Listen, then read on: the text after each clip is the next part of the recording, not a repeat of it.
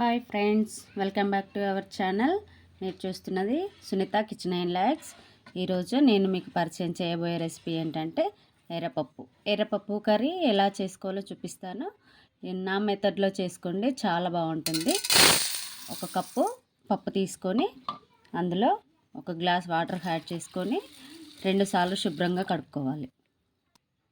ఒకసారి కడిగి మరొకసారి వాటర్ పోస్తున్నాను. 2 సార్లు కడుక్కోవాలి. పప్పులలో మనకు పౌడరు కలిపి ఉంచుతారు కాబట్టి అది పూర్తిగా పోయేంత వరకు మనం 2 టైమ్స్ ఇలా గట్టిగా కలిపి వంచేసుకుంటే ఆ పౌడర్ అంతా వెళ్ళిపోతుంది, ఎలాంటి ఇన్ఫెక్షన్ లేకుండా ఉంటుంది. 2 టైమ్స్ కడిగిన తర్వాత పప్పు కుక్కర్లో వేస్తున్నాను. దీనికి ఎలాంటి నానబెట్టాల్సిన అవసరం లేదు. పప్పు వేసుకొని ఇందులో పప్పు వేసుకున్న తర్వాత ఒక మిరపకాయ, ఎండు మిరపకాయ చించి వేసుకోండి. అలాగే పచ్చిమిర్చి, ఆనియన్స్, మనకి ఏవైతే కావాలనుకుంటామో అన్నీ ఇందులోనే వేసుకొని క్యాప్ పెట్టేసుకుంటే సరిపోతుంది. టమాటా మీడియం సైజు తీసుకున్న 2 ఉల్లిపాయలు, 2 టమాటాలు, సరిపడా సాల్ట్, 1 స్పూన్ కారం, 1/2 స్పూన్ పసుపు, 1 స్పూన్ ఆయిల్, 1 స్పూన్ అల్లం వెల్లుల్లి పేస్ట్. ఇప్పుడు మనం 1 కప్పు పప్పు తీసుకున్నాం కదా, కప్పున్నర వాటర్ వేసుకుందాం. చూడండి, 1 కప్పుకి కప్పున్నర వాటర్ వేస్తున్నా. ఇప్పుడు ఇవన్నీ కలిసేటట్లు కలుపుకొని మనం దీనిపైన క్యాప్ పెట్టుకొని గ్యాస్ వెలిగించుకొని మనం పప్పు ఉడికించుకుందాం. ఓకే ఫ్రెండ్స్, ఈ విధంగా కరెక్ట్ స్ట్రక్చర్ వచ్చే విధంగా ఉంటుంది. నేను మీకు మళ్ళీ చూపిస్తా, చూడండి.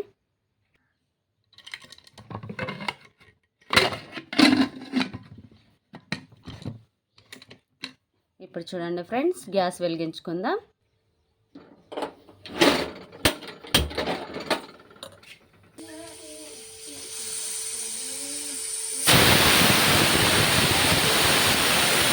చూడండి ఫ్రెండ్స్, 3 విజిల్స్ అయిపోయినాయి. ఇప్పుడు గ్యాస్ పెట్టేద్దాం.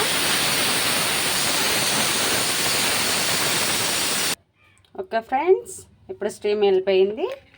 చూడండి, ఇలా ఆవిరి మొత్తం వెళ్ళిపోయిన తర్వాతే ఓపెన్ చేసుకోవాలి.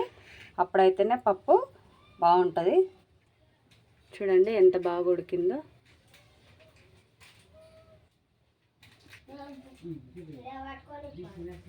నానబెట్టకపోయినా ఇంత సాఫ్ట్గా ఉడికింది. చూడండి, ఇందులో కొంచెం వాటర్ యాడ్ చేసుకుందాం. మరి ఇంత థిక్గా ఉంటే కలుపుకోవడానికి రాదు కదా రైస్లోకి.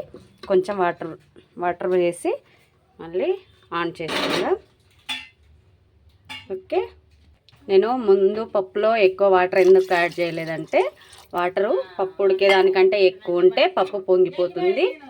ఓకే ఫ్రెండ్స్, ఇప్పుడు మనం తాలింపు వేసుకుందాం పప్పులోకి.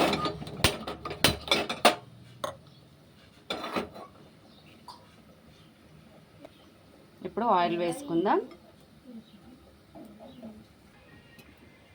ఇప్పుడు పోపు దినుసులు వేసుకుందాం. ఆవాలు, జీలకర్ర అవి వేగుతున్నాయి కదా, అందులో ఇప్పుడు ఉల్లిపాయలు వేసాను. అందులోనే ఎండుమిరపకాయలు, మిరపకాయలు రంగు మారేంత వరకు వేయించుకోవాలి.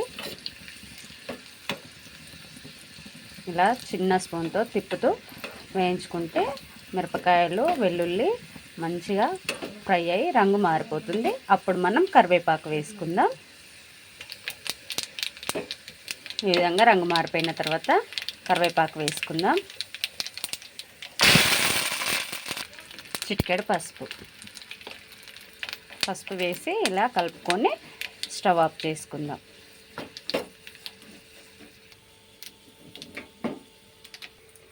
చూడండి, ఇప్పుడు పప్పు మరుగుతుంది కదా, ఇందులో మనము పోపు పెట్టిన దాన్ని, తాలింపు వేసిన దాన్ని ఇందులో వేసేసుకొని కలుపుకుంటే పప్పు రెడీ అయిపోతుంది. ఓకే ఫ్రెండ్స్,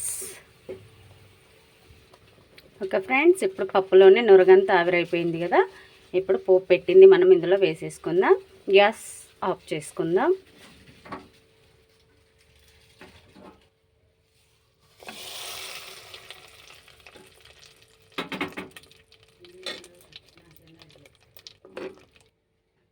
ఇంతే ఫ్రెండ్స్, ఎర్రపప్పు రెడీ అయిపోయింది.